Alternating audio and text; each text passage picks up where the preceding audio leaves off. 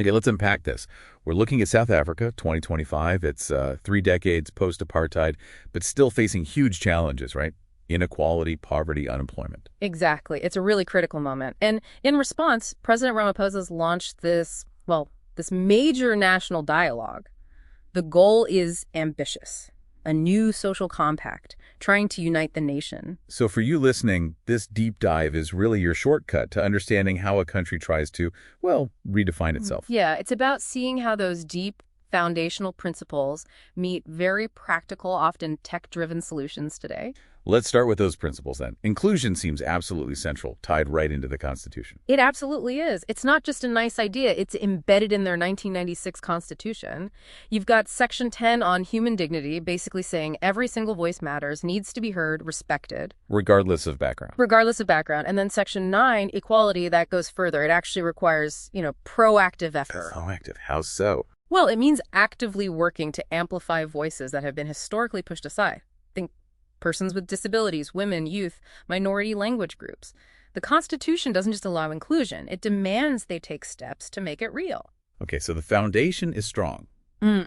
But the political reality now sounds complicated. A government of national unity, the GNU, ANC, lost its majority.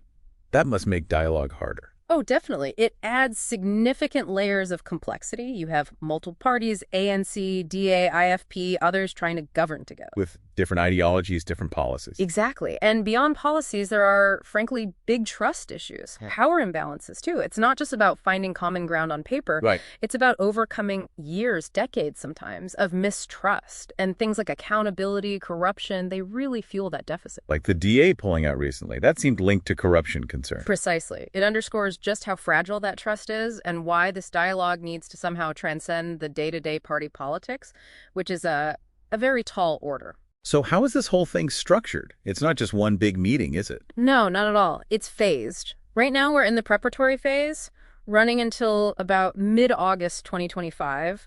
There's a task team and eminent persons group sort of guiding things. Getting the groundwork done. Setting the stage.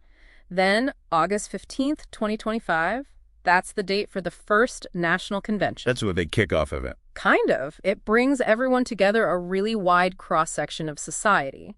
The aim there is to agree on the challenges, finalize the agenda, and crucially, build commitment, buy-in. After that.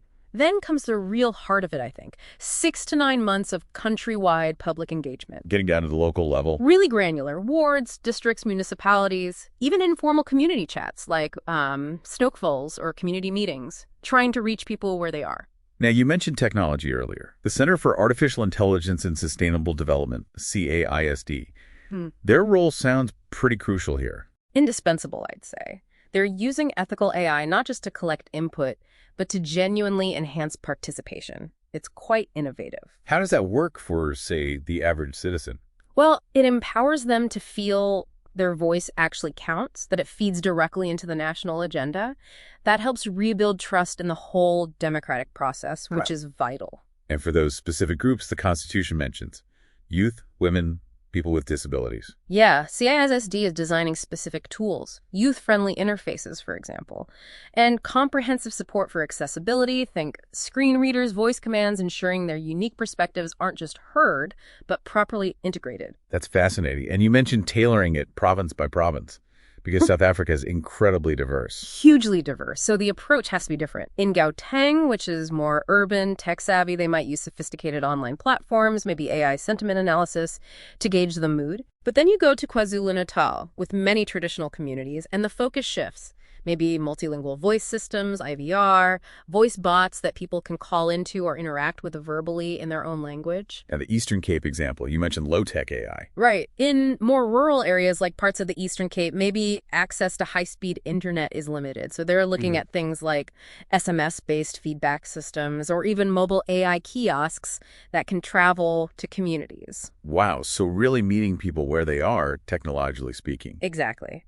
And underlying all of this is capacity building, training people to use these tools, plus a very strong focus on ethics, data privacy, mitigating bias in the AI.